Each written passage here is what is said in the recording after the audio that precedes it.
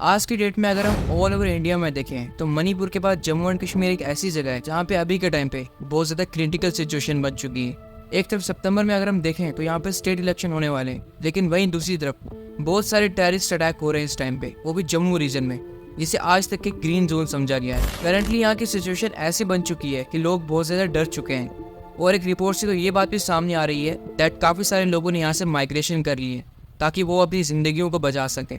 अगर हम 2016 की बात करें तो उससे पहले हमें कश्मीर रीजन में बहुत सारे ऐसे टेररिस्ट अटैक देखने को मिलते थे, बट पिछले कुछ सालों में इस सब को बिल्कुल शिफ्ट करने की कोशिश की जा रही है।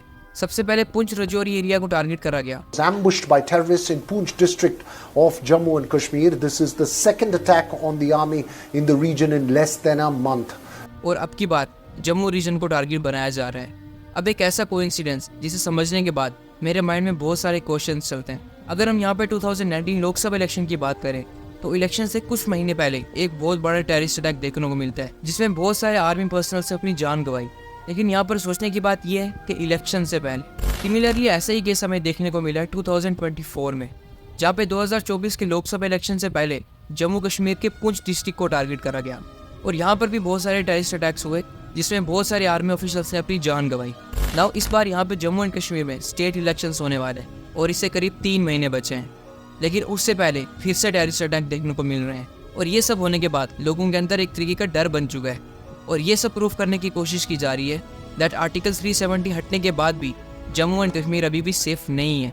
इसके पीछे एक्चुअल रीज़न क्या है वो हम में से कोई भी नहीं जानता है। नाउ एक और कंसर्निंग चीज़ जो कि बार बार माइंड में आती है दैट क्या एक्चुअल में लाइन ऑफ कंट्रोल के ऊपर इतनी कम सिक्योरिटी है कि कोई भी बॉर्डर पार से यहाँ पर इंटर हो रहा है एंड यहाँ पे सिक्योरिटी ऑफिशियल्स को एंड यहाँ की एजेंसीज को उसके बारे में पता तक नहीं चल रहा है। अब यहाँ पर एक और बात जो कि मेरे को थोड़ी अजीब लगी वो ये थी कि जो भी 4 टेररिस्ट अटैक यहाँ पर अभी के टाइम पे जम्मू एंड कश्मीर में हुए हैं वो सिर्फ 100 से लेकर 150 किलोमीटर एरियाज के बीच में हुए हैं। अगर हम यहाँ पे डिस्टेंस की बात करें रियासी से डोडा तक की तो वो है करीब 157 किलोमीटर और वहीं रियासी से कठुआ की डिस्टेंस वो है करीब 150 किलोमीटर्स। अब यहाँ पर एक और सोचने वाली बात है कि सिर्फ उन एरियाज को यहाँ पर टारगेट बनाया जा रहा है जो कि हिंदू मेजोरिटी पॉपुलेशन एरियाज है और यहाँ पर इस सब को एक रिलीजियस एंगल भी देने की ट्राई की जा रही है। अब जो यहाँ पर अटैक रियासी में हुआ वो इसकी सबसे बड़ी एग्जाम्पल है।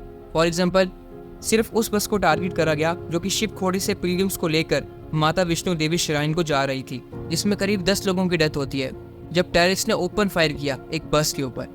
अब यहाँ पर इस अटैक के होने के बाद एक सीसीटीवी फुटेज सामने आती है जिसे देखकर सब लोग शॉक हो जाते हैं। इस वीडियो में यहाँ पर क्लियरली दिख रहा था दैट की एक जीप उस बस को फॉलो करने लग रही थी जिसमें ये सब पिलग्रिम्स मौजूद थे। लेकिन यहाँ पर एक सोचने वाली बात कि आखिर कैसे ये टेररिस्ट इतना ओपनली घूम रहे जबकि इन एरियाज के अंदर सिक्योरिटी बहुत ज़्यादा टाइट होती है। अब ऐसा क्यों हुआ कि इन लोगों को किसी भी चेक पॉइंट के ऊपर पकड़ा नहीं गया सिक्योरिटी ऑफिशियल्स के द्वारा, जबकि इन एरियाज में बहुत ज़्यादा चेक पॉइंट्स देखने को मिलती हैं। अब ये अटैक इतना क्लियर हुआ इन लोगों के पास सभी अरेंजमेंट्स मौजूद थे। फॉर एग्जाम्पल बहुत सारा इंडियन रुपीज़ में cash, M4 and AK-47 rifles, वो भी fully loaded with extra magazines. अब इतना सारा सामान ये लोग लेके घूम रहे थे लेकिन किसी को भी इसके बारे में पता तक नहीं चला। अब ये सब देखने के बाद सिक्योरिटी बहुत ज़्यादा बढ़ा दी जाती है all over Jammu and Kashmir में। लेकिन उसके बाद एक और अटैक होता है और अब ये जगह थी कठुआ डिस्ट्रिक्ट। यहाँ पर एक सिविलियन और एक कॉप इंजर्ड होते हैं, लेकिन यहाँ पर 2 टेररिस्ट को फॉर्चुनेटली मार गिराया जाता है। लेकिन इस सब से ये बात सामने आई कि ये लोग भी एक बड़ा अटैक प्लान करने की ट्राई में थे, क्योंकि इन लोगों के पास भी बहुत सारा कैश, बहुत सारे weapons with fully loaded magazines and बहुत सारा फूड आइटम ये सब पाया गया। अब अगर आपको यहाँ पर लग रहा है कि ये सब खत्म हो गया तो ऐसा बिल्कुल भी नहीं है, क्योंकि इसके बाद एक और अटैक प्लान होता है और अब की बार लोकेशन थी डिस्ट्रिक्ट डोडा। यहाँ पर एक आर्मी चेक पॉइंट के ऊपर अटैक किया जिसमें 6 civilians and 6 army officials injured हुए एंड कोई भी टेररिस्ट यहाँ पर मारा नहीं गया।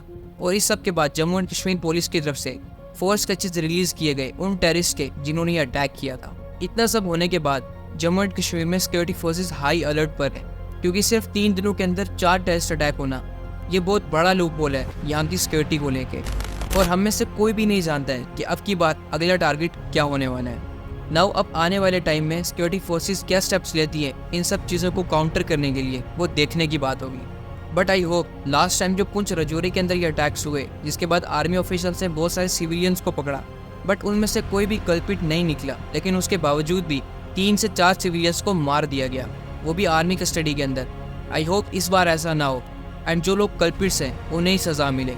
बाकी आई होप आपको ये वीडियो पसंद आई होगी। अगर आपको ये वीडियो पसंद आई तो वीडियो को लाइक करना, चैनल पर नहीं हो तो सब्सक्राइब करके बेल नोटिफिकेशन को ऑल पे सेट ज़रूर से करना।